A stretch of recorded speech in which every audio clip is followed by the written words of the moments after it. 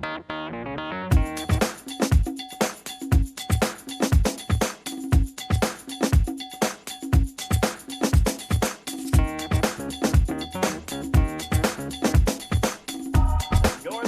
Kingdom Voice. I'm your host, Scott Wheeler. Today's guest is a regular visitor to the show, well, at least once a year, Rick Desrochers. Welcome to the show, Rick. Thank you. Well, you're here again to talk about photography, and you are the owner of Northern Dreams Photography. And if you're here at this time of year, what does it mean? Calendar season. Calendar season. Yeah. Yeah. So every year you release a new calendar. What is it? You have one of Northeast Kingdom photos and one of just Vermont as a whole. That is correct. So every year I try to do two calendars. My regular is the Northeast Kingdom, and then like last year was Lakes and Ponds. The year before were the Lakes and Ponds of the Northeast Kingdom.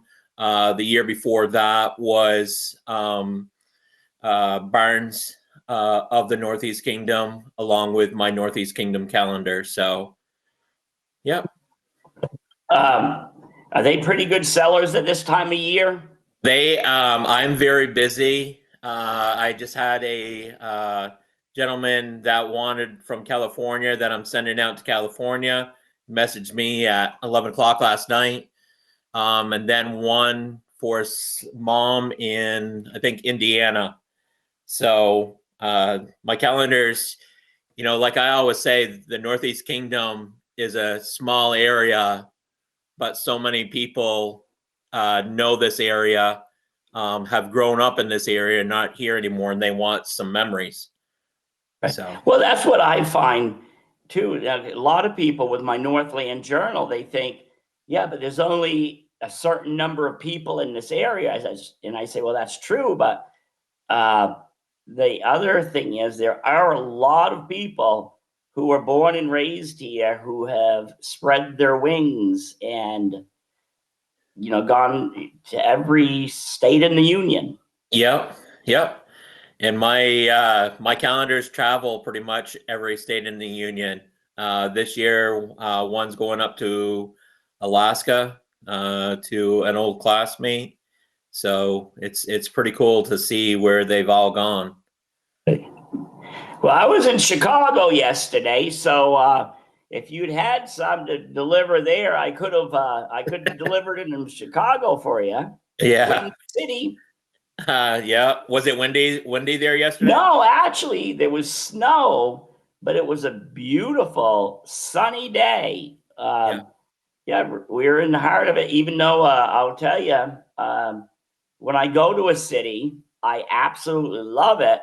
But I also get stark reminders of why I choose to live in the country. Is traffic jam. I managed to make 16 and a half miles in a speedy about an hour and a half. And now that, day-to-day life doing that, that's not for me. I'll take Vermont, or I'll just take rural America any day. Yep.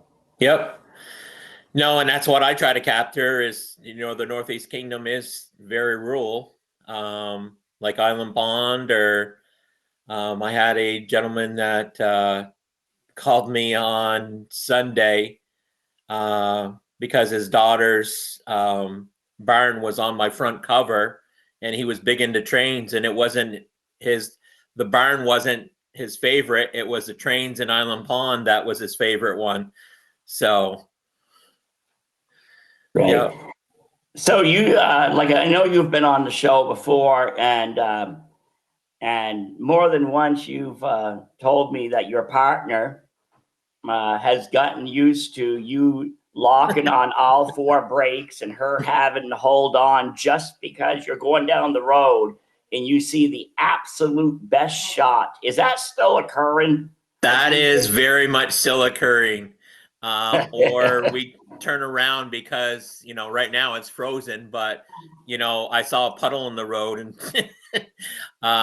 I've gotten some of the most beautiful shots from just seeing a puddle in the road, you know, because I see what's on the other side of that road. So one of the funniest stories is up here in Derby Line, the church up here in Derby Line. I took a picture. It was after a big snowstorm, and there was a bunch of water across the Irving station across the road from there. Took a picture of the church with everything, and the town got all kinds of phone calls. They thought that the church was flooding, and it was just a puddle across the road. So yeah, I think I remember that puddle photo. yeah. How do you decide what you're going to use? You take hundreds or thousands of photos each year. How do you decide which ones you're going to use on your calendar? Well, front covers are usually one of the hardest ones to decide on the front cover. And so I try to mix it. It's usually a fall time photo, just because the reds and the oranges and the yellows bring out, enhance the calendars. It is a very, I'm already working on next year's calendars, and it is really, really hard to pick through all the photos that I've done over the past year. So Now, I see a lot of people. I don't think you do this. Have you ever seen photos, especially you mentioned foliage season? I've noticed more as the technology comes out, there is a lot of corny looking photos out there. If, and these people think they're doing it justice. Like have you noticed some of the Lake Willoughby photos in the fall? They are so over enhanced. They look corny. Now, I also feel bad for the people who think they come here and because the natural beauty of this region is good enough, but there's some people way over enhancing photos. And I see that a lot. And what I say to that, I mean, I try to bring in as natural as possible. Like I have one from Westfield, and you know, everybody's like, wow, those are some dark clouds. Well, I had put my drone up, and then for Westfield General Store, and I put it back down because I saw the clouds coming in and took that picture. You know, it takes away from the beauty, but it's also what those folks see. It's the thing is when folks come to this area and see like a Willoughby Lake or an over enhanced, and they're like, well, that's not what it looks like. That's where, you know, I kind of like, yeah, it doesn't look like that. But it's hard because some of them are either, you know, they saturate it so much that it takes away.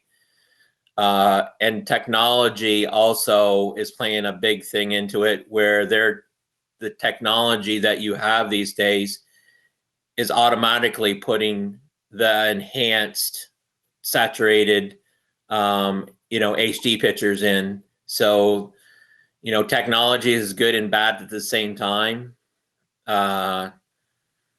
So yeah, it's a tough thing. yeah, I remembered when you got your drone not too long ago, actually, and you were like a kid in a candy store.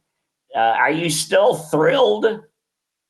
I am. The reason I got the drone was because I needed, when I was taking pictures of old farms, or churches, or, you know, scenery, I always said if I had a little bit more height, the background of some of these places are absolutely spectacular. And that's why I bought it. Right now, I've done some stuff to help out some farmers, for corn crop damage. Last week I was at Maple Hill Farms over in Barton. We were getting our Christmas tree over there, and with Nick and Stephanie, and did some shots for them from above. It just changes the perception of what we see in front of us. I always said, people always look forward or to the side, look up or down, because there's some amazing photos, all the way around.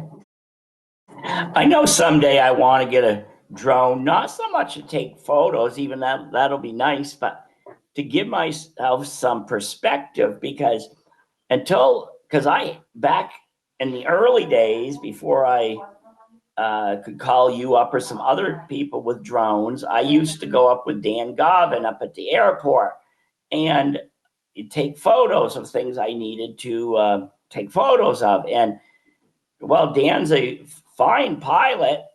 You need the stomach for those little airplanes and being able to keep your hands still as you're sometimes bouncing along. And so that's how I used to do my aerial photos. And even though I love flying, I love your drone shots. And when you see the region from the air, you also sometimes realize how little you know about it. It's like when you think of Holland, Vermont, in Orleans County, and you think of Norton in Essex County, you don't think of them as right next door to each other because it takes a long time to drive by car to those two villages. But by air, you realize they're right next to each other. Well, I did that. So I did a shot this fall of Lake Memphremagog, and I spun it around to take the photo of the city of Newport, and in the background is Willoughby Gap, and back of Willoughby Gap is Burke Mountain. So it looks closer than it is to get to those, areas. You're looking at, from Newport, you're looking at a half hour to Willoughby, and then 45 minutes to an hour from Newport is Burke Mountain. So it's funny that when you put it up there, you're like, oh man, I'm close by. Dan Gavin, he's a great pilot, and he took me over. He took me up in the air, and we went over Salem, and it gives you a new appreciation from above of what is out there. So, hey, talking about Dan Gobbin and flying, and one time back in Todd's radio days, he and I went up because I'm also up there, and we did not only a traffic report on Orleans County about maybe 6 in the morning, but we also did a fishing report. We went down, skimmed over an ice-covered Lake Willoughby, over a ice-covered Lake Memphremagog, checking out the ice fishermen, buzzing them. So so we've even used that in that kind of media world. And I don't know if Todd, maybe Todd could go up and do one now, a television version of it. Like, here's Newport. It's just like we talk about, going to Chicago yesterday and how much traffic, there is in Chicago.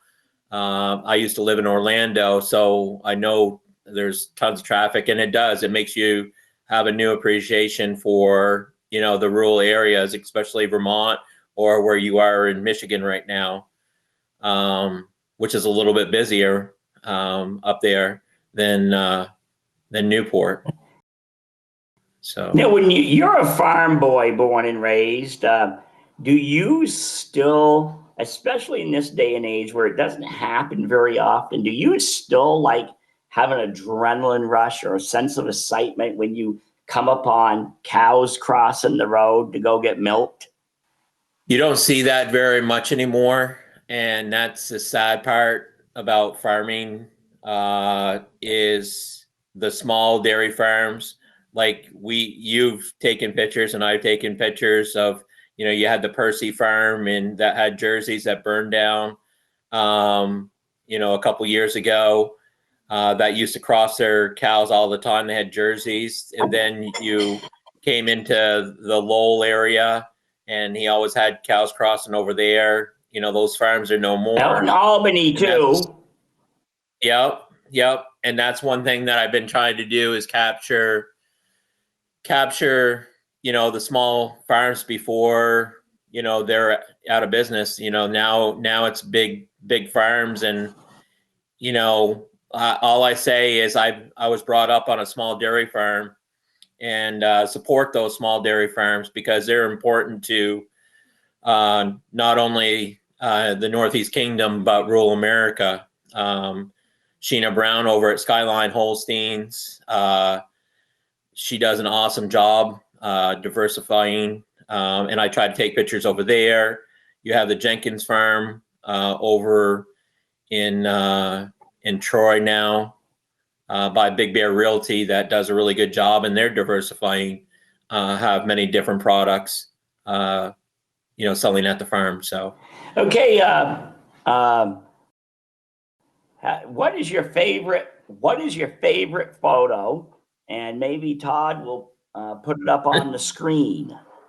My favorite photo, boy, that's I would say either Willoughby Lake. I had a really good shot of fall time Willoughby Lake for my Northeast Kingdom calendar, or the Island Pond shot that I got,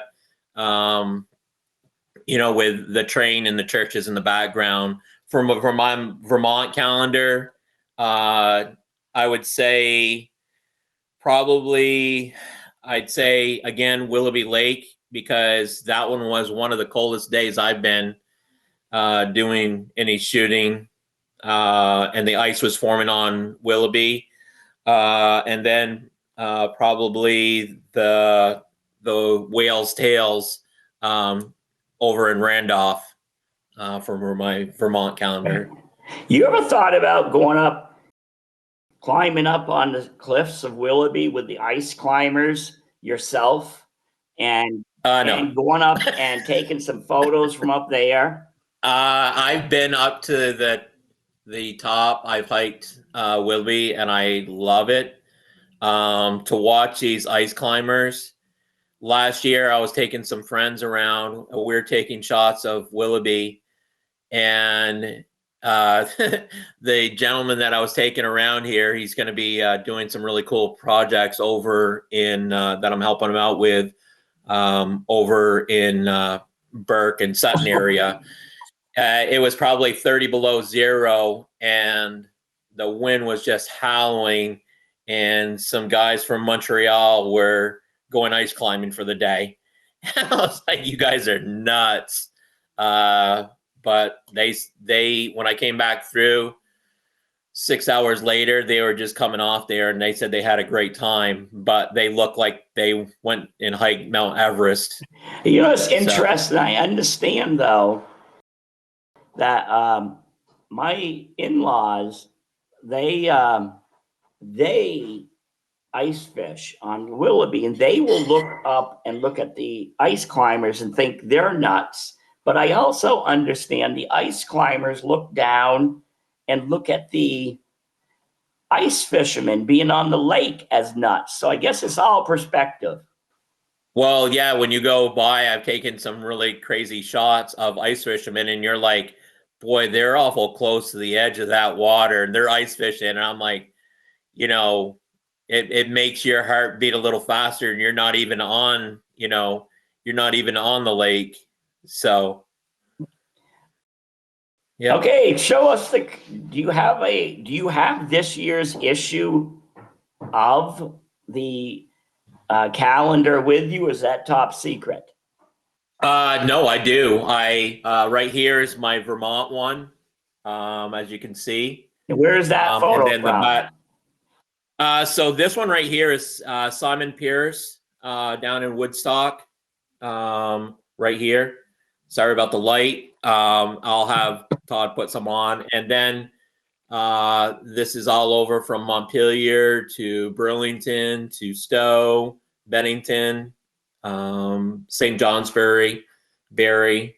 And then my Northeast Kingdom calendar right here. This is over in Craftsbury. And, again, some of my favorite ones are right here. Right here is the Nelson Farm. Then we, have Lindenville. So a little bit of everything over here. City of Newport. What's that? How can somebody buy a copy? Where are they found? So I have them all over the Newport area. I have them at Pie and Pasta. Pie and Pasta are a huge supporter of what I do. I have a lot of my artwork over in Pie and Pasta, so you can pick up calendars there. You can pick them up at Agway, the cigar shop, Eden Ice Cider over in Newport, Pick and Shovel.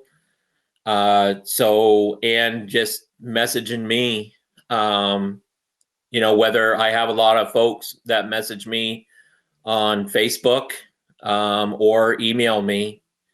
Yeah. Yep. Great. Do you have any favorite season to photograph in, or is it all seasons? I would say fall time in Vermont this year, because of all the rain that we had, it went by. This year was a very, very weird, fast, and furious fall time. We went to Myrtle Beach, and I did a really cool trip, Philadelphia, Myrtle Beach. I'm big into history, so we went to Asheville, North Carolina, Pittsburgh, and Thousand Islands, and we did that in a 2-week period. We left and the trees hadn't changed. We came back and it was peak season or just past peak season. And the colors weren't as bright this year, but they were still beautiful. Right. But they definitely weren't as bright as they usually are. Well, as you know, I make frequent trips between Vermont and Michigan and destinations in between. And I actually found Vermont's foliage really, I found it to be rather dull this year. That's how come it brought out within me that just gripe about when the people over exaggerate the colors. And that's how come I just wonder what people think when they come here, because even our dull leaves are beautiful, really beautiful to people who haven't ever seen fall foliage. But I will tell you, the UP of Michigan really kicked butt this year when it came to foliage. It was beautiful. I used to live in Michigan, so I know that area very well. And, the UP of Michigan is probably one of the most underrated areas for beautiful fall time drives. You've got Mackinac Island, you come down through Charlevoix, all the way through Sleeping Bear Dunes, in Empire, Michigan, and Traverse City. There's so much beauty in Michigan. When people think of Michigan, the first place they think of is Detroit. Right. They don't think of anything else. It's just like with Vermont. When you think of Vermont, you're thinking of Burlington, Stowe, or Woodstock, right. Vermont. You're not thinking when they come up here to the Northeast Kingdom is how beautiful it really is, especially when you get up to Norton, Canaan, Victory, all the way down through St. Jay with all the churches in St. Jay. definitely beautiful. You know, it'd be interesting to have a show and have a bunch of you photographers get together and have a show of because there's so many good photographers here in the Northeast, Absolutely. and you're capturing different elements of it. You focus on what you focus on, but then there's it's escaping my Rowe. I can't remember. Yep, John Rowe. Yeah, not John Rowe. I know who you're talking about. Yep. Seems like Yep. John, but well, the point is, he's capturing tremendous photos from the air. Everybody, Yeah. a lot of photographers. There's a lot of photographers out there that they focus on different elements of the region, and you know, I hope there's also people like who are just like the Richardsons back in up until the 1960s. They were capturing streetscapes. And at the time, they weren't really, you didn't think they were really taking photos of anything. They were just buildings. And now it's interesting with those buildings now gone or changed. And there's no, all of you are capturing different aspects of the region through your cameras. Well, and I do. There's some great photographers around here that from everything from people, graduations, weddings, and again, from the air and everything. My big thing was I wanted to capture farms because farming was important to me. So I wanted to kind of preserve that history. I should do a calendar of all the the route. I took a picture and it was in my calendar, and we had talked about it at one time when the Robillard Flats, when that barn burned, and I had taken that photo 2 weeks before the farm burned, not knowing what was happening. The Percy farm in Stowe, same thing. 6 weeks later, the farm burns after I took, photos of the jerseys, and that farm. You're gonna get some rumors going on about yourself. Yeah, right. No, it's just I hate to see, especially when you go to Troy now, of all the small farms that I remember when I was a kid, and now they're no longer farming, and we keep on losing every year.